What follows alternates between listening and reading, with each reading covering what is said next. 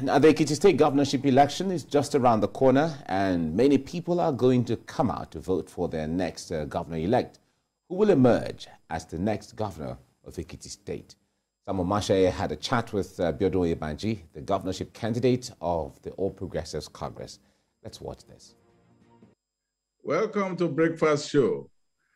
I have a special guest for you this morning, and it is in the light of the upcoming elections for Ekiti gubernatorial chair. And I have with me the flag bearer of the All Progressives Congress, Biodun Oyebanji, and I welcome you to this show. Good morning, viewers. All right. Why do you want to be governor of Ekiti State? Interesting question. I believe that governance is about the people. And to lead the people, one must be equipped with the relevant skills, with compassion, with character, and with proper understanding of the environment. I have been with my people for a very long period of time. We have come together to do a lot of things as a people and as a state. I have been with them at every defining moment of their history as a state. This state is 26 years old. To the glory of God, I have put 11 years into understanding the nuances of governance in Ekiti State. I started with Governor Niyi Adebayo as a special assistant, special advisor of cabinet rank, and I ended up with him as a chief of staff. And in 2010 to 2014, I started with Governor Kayode Fayemi as his commissioner for integration and intergovernmental affairs. Later, I moved to the Office of Transformation, Strategy and Delivery, and I ended up as commissioner for budget and economic planning. And when he came back in 2018, I was the secretary to the state government. So if we had my services with Governor Adebayo, Governor Fayemi, it's totally 11 years. During these 11 years, I have seen them taking very difficult decisions. They have mentored me. I have gone through all the rubrics of government, and I have been in touch with the people. So I believe that I have the requisite skills, knowledge, compassion, and exposure to take governance from wherever Governor Fayemi left. We leave it in October this year. So, and also, I understand the pain points of my people. I was part of the team that agitated for this state. I was the secretary committee for creation of Ekiti State. So I was part and parcel of the team that put together the blueprint for Ekiti development. So I've been here for a very long period of time. I'm a homeboy, but with relevant skills, exposure, and capacity to foster prosperity and unity among my people. Do you think that you are too much of a homeboy to run Ekiti, that you seem to have spent a great chunk of your life in Ekiti, right from primary school and all of that? Some people will say you're too much of a homeboy, too insular, as I may put it that way, to be a governor, because you're not going to be a governor of Ekiti just like that, because you also have to interact with the larger world. Yes. But that's why I said that, well, I'm a homeboy, but with relevant exposure and skills. So a team that will deliver on the promises we have made to our people. Being a homeboy does not mean that I lack the necessary exposure. I believe that governance is a teamwork. The duty of a governor is just to identify the best brain, the best talent, and coordinate them to achieve a targeted end. So it has its advantages because it's exposed me to the problem of the people, and also it gives me the opportunity to also provide solution from the standpoint of someone that knows their pain point. If governance is surely about the people, one must have a sufficient understanding of the environment before one can provide a solution. But be that as it may, it does not take away the fact that we will assemble the best brain all over the world that can help us to deliver on our manifestos and our promises to our people. Well, some people have said that you are actually the anointed one of the outgoing governor, Dr. Kayode Fayemi. And in a sense, you are not so much your own man, but Fayemi's man. How do you navigate yourself out of that shadow? Well, Governor Fayemi is a mentor to me, and I am proud of that. I have learned a lot under him. I have known Governor Fayemi for close to 20 years before he became governor of Ekiti State, and since then I've been understudying him. The primaries election took place January 27th this year, and it was a direct primaries that allow all rank and file members of the party to fight behind the candidate of their choice.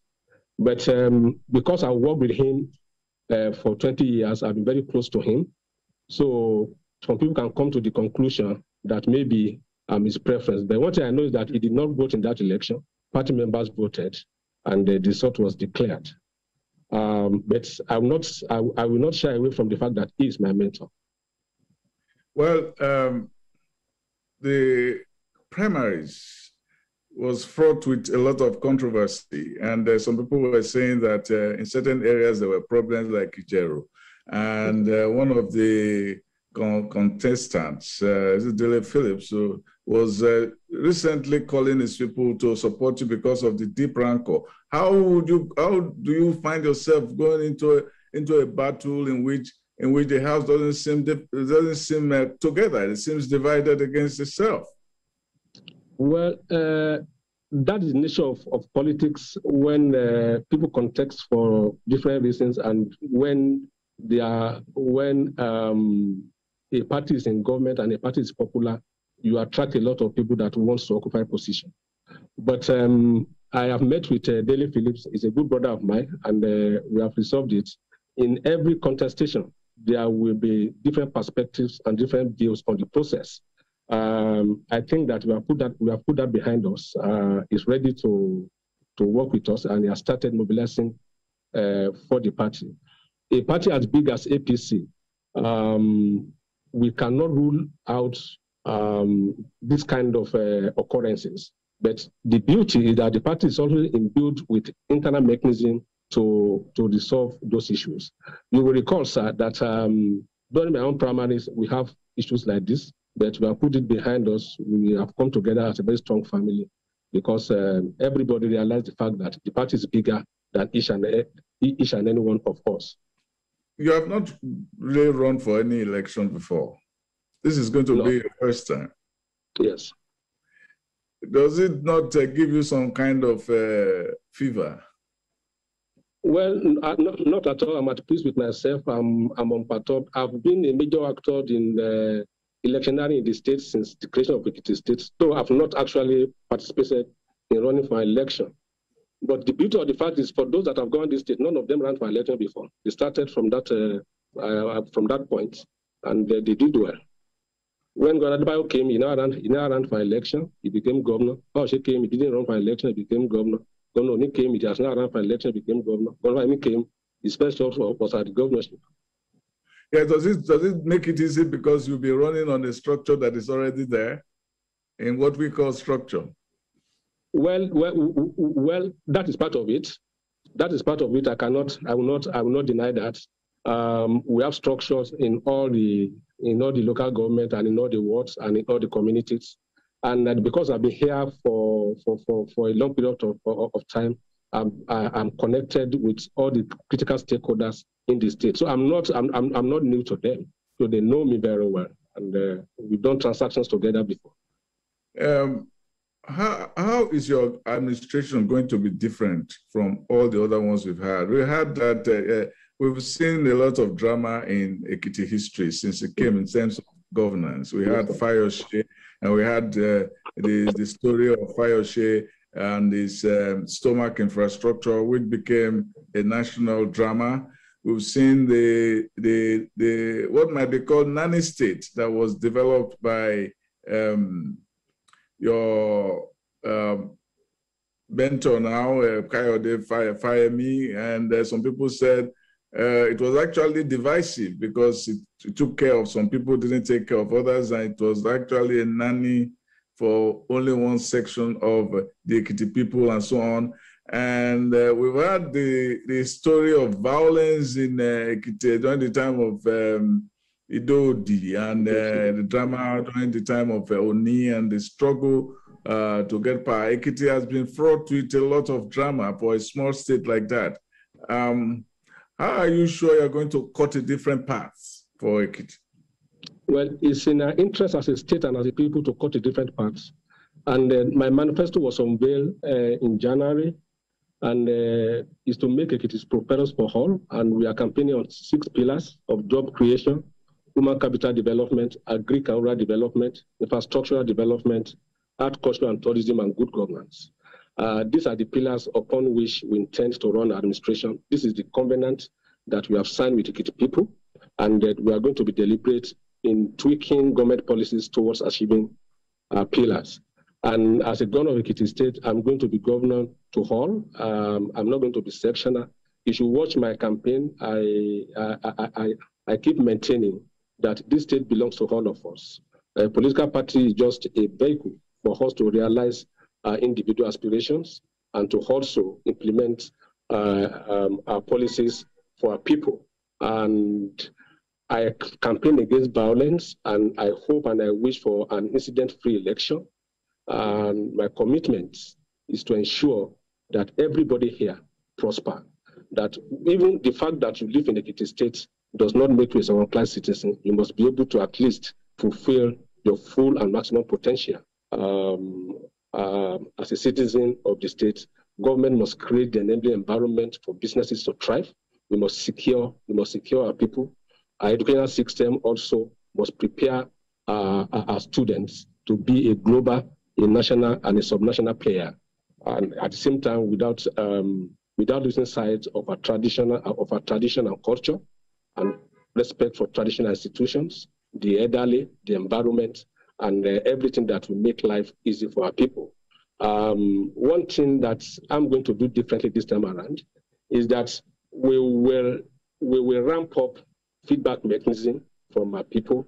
We will regularly go back to the people to ask them about what they feel about our policies, and where they want improvement. We will not wait until maybe end of the year. We do that on a quarterly basis. People have said that education is one of the key features of Ekiti life. People yes. go as far as getting PhDs, and they ramp up the PhDs as many as possible. But people say that, there is education and then there is what you do with education. That people of Ekiti tend to see education as an end in itself, like I have PhD, you have PhD, and so what do we do with the PhD? How do you turn PhD into wealth in Ekiti? Ekiti is still seen as one of the poor states in this country, and yet they have some of the smartest people in the country. How are you going to approach this dilemma, as it were? Thank you so much, sir. You have hit the nail on the head. You are correct about that. That is one of the thinking that informed the setting up of our knowledge zone. The knowledge zone and using knowledge as a wealth-creating vehicle. Because we know, like you said, that Ekiti people are educated, they are brilliant, they are versatile, but at the same time, they are poor. So the answer, the question is, if you are brilliant, why are you poor? Why are you poor? So you should not be brilliant and then be poor. So what we have now done in the Ekiti State is to see a nexus, is to draw a nexus between the intellect of our people and wealth creation. So we've come up with an idea that we call Ekiti Knowledge Zone. The knowledge zone is to allow our best brain to come to Ekiti State in an environment that has the ambience, the infrastructure that you can find anywhere in the world. So it's like a smart city, an intellectual hub that we allow them to apply their wares, so that startup can also continue to develop. And the reason why we are doing this is because I believe strongly in the school of thought that posits that the future of education is a combination of what you teach, how you teach, and where you teach. If we are able to tilt government policies to address these three basic issues, I'm sure that we will produce people that are really educated and that are relevant. Because one thing is to be educated. The second thing is for education to be relevant to the contemporary needs. So our people, their choice of courses must be relevant to what society needs. What we need in Ekiti State, one, what is needed in the country, and what is needed intellectually. Yes, out of security, Ekiti has also come in the past few years on this issue of herdsmen and kidnapping and all of that. What is the real problem in spite of Amotekun? Well, Ekiti is part of Nigeria, and we cannot be immune from the security problem in the country. But be that as it may, we still have the lowest security incident in the state, in the country. Amotekun is trying its best. But the real problem here, sir, is that we have a lot of ungoverned spaces in Ekiti State.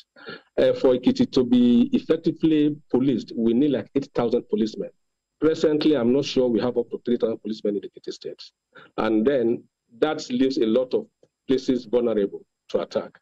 And but what we have done as a government is, yes, we are supporting the various security outfits. Amotekun is there, our Peace Corps is there, but we have gone a bit forward to ramp up on the use of technology to combat crimes. That means that the issue of state police must be important to you. Yes, sir. Why would you fight that if you become governor? Because Fayemi was a man who also was interested in structuring, and the issue of state police is president is in charge of the governors forum, and in spite of all of that, we are still where we are. Well, I believe strongly in state police, and like I told you, sir, if a state needs 8,000 policemen, now we have 3,000. That's a shortfall of like 5,000.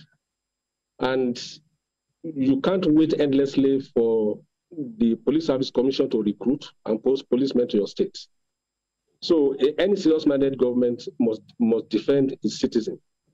But we are also not unaware of the constitutional limitations and the problem with our federalism, which we have written so much about too. And a governor can only try its best, but if the constitution does not allow you to do much, there's a limit you can do. But the window of Amotekun is welcome. So what we can do here is we continue to improve on Amotekun, increase the number of men in Amotekun, train them, and I hope that the governors will win the battle of allowing Amotekun at least to carry light arms to defend themselves. You know, that's another issue that the governors have been battling with. I don't think we should continue to play politics with security in this country. It's something that should be a source of concern to everybody. Every serious mandate government has a duty to protect its citizens because it is entrenched in the Constitution. Yeah, I want to ask you about some of your fellow contestants, like Segun Oni. What is your relationship with him? Well, it's a big brother to me, and it's very cordial. I accord him utmost respect as a former governor of this state and as an elder in society. Bisicola Ole is a big brother of mine too. We've come a long way. Bisicola Ole started his politics as an AD member, so he was part and parcel of Governor Adebayo's administration at the local government level. And since then, we've maintained a very cordial and very close relationship. So Oluyede is a friend of mine, and like I said, I don't think politics should come between us.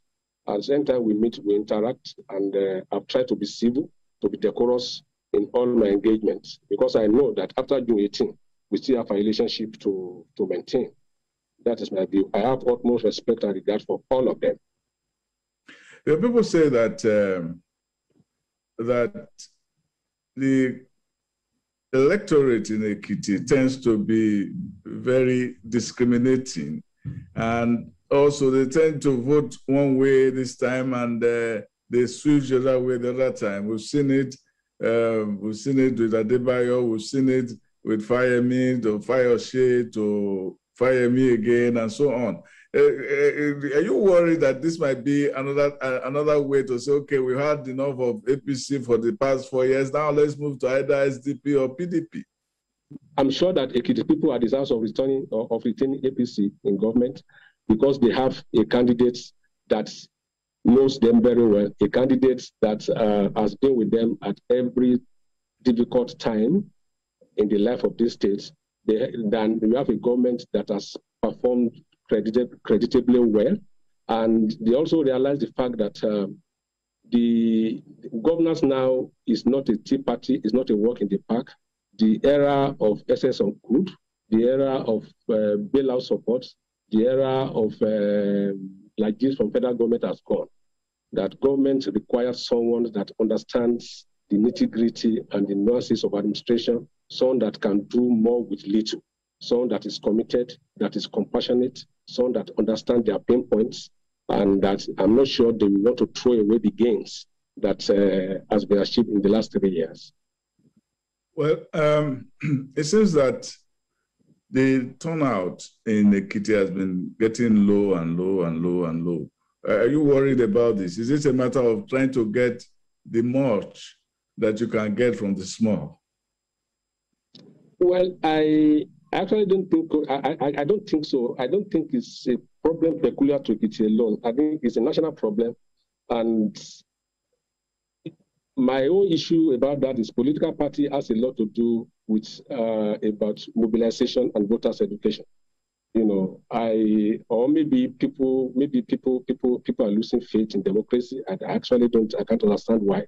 But it's not a problem peculiar to Ekiti alone, and it's a national problem. But I think it's something that we need to look into. Could it be a problem of failure to deliver the goods, or also failure to mobilize the people? Because it's not a problem with Ekiti. You said that it is everywhere in the country. You mean that the political elite is getting out of touch with the people? Well, I think it's more of a question of mobilization. Both the political parties, maybe they're not doing enough with voters' education and voters' mobilization. If parties should take voters' education and mobilization the way they take their primaries, I'm sure that people will come out and vote. You studied political science. Yes, sir. You studied political science in your first and second degrees, and then you went into finance. Yes. Yeah, and then you came into politics. And how all of these things blend into you?